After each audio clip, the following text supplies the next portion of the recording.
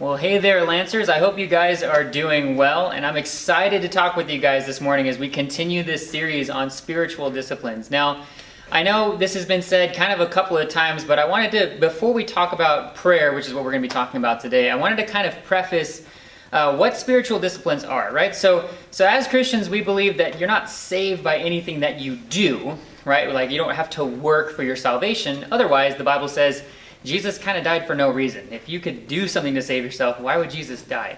Right? But then the other side of that, kind of the question that we can ask is, okay, well then if we're not saved by our actions, then why should we do righteous things, right? Like, what's the incentive, right?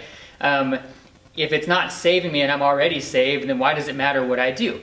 Well, that's actually a good question, but I want to talk about what's going to happen at the end of our lives, right? When we think of judgment, right? We pass away, we're standing before God, right? When we think of judgment, we think that that's going to be God telling us either you go to heaven or hell, right? It's going to be like a 5-minute meeting or less, right? And we get basically our welcome to heaven package, right? That's how we kind of think it's going to go. And in a sense, yes, we are going to either go here or go right there, sheep and goats kind of thing. However, the Bible also says that we're going to be judged on how we've used our time, especially as Christians.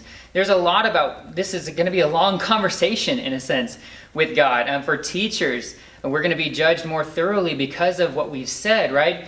As parents, we're going to be judged about how we led our kids. And so a couple of things that I wanted to talk about of why we do righteous things if it doesn't save us, right? That sounds really selfish. Number one, we're also going to be judged on our gifts, right? So these things that we've been given, if you've ever taken a spiritual gifts test or anything like that to figure out where you're gifted, we're going to be judged by how we use those things. Matthew 16:27 says, "For the Son of Man is going to come with the angels in the glory of his Father, and then he will repay each person according to what he has done," right? So in a way, this is kind of laying up treasures in heaven, right? Where things don't, rust and go away.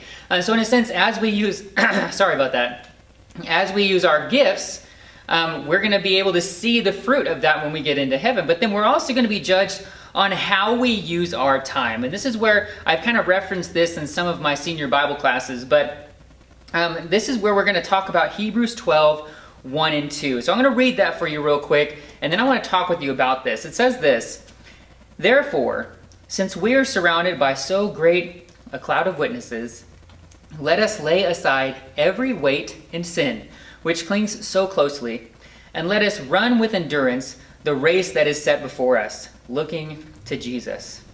So John Piper, and actually I think Mr. Speraza referenced him before, but John Piper is a great pastor, great leader in the church. He actually says this about right here: the question that we should ask is not, is it a sin, right? Is it bad? The question that we should be asking is, does it help me run? Okay, so if you've taken my class or if you know me at all, you know I'm a runner, kind of like Mr. Leather said. I love running long distance. I've done a couple of marathons. It's great. And so thinking of marathons, right, when we talk about our lives, life is not a sprint, right? Life is a marathon.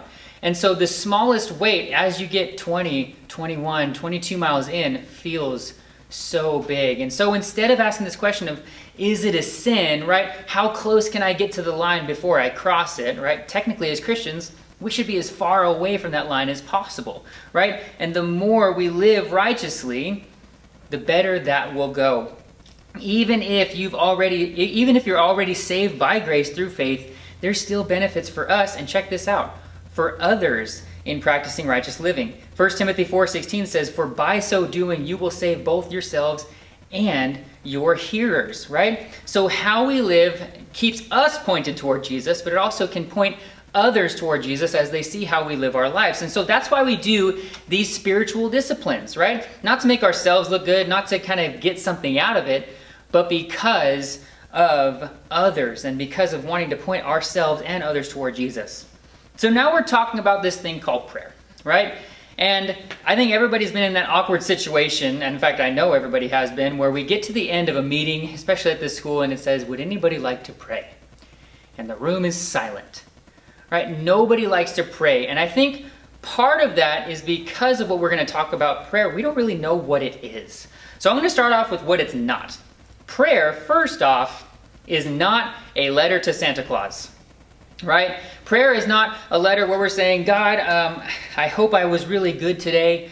What I would really love is this, and I would really like this girl to respond to my text. It's been days. And it's not that, right? Prayer is not a Christmas list, because what happens is that makes prayer all about us and what we want, right? And yes, the Bible says we can ask for things. However, there's a reason for it, right? We're going to get to that here in a second. But it's not a letter to Santa Claus, right? However, it is vitally important.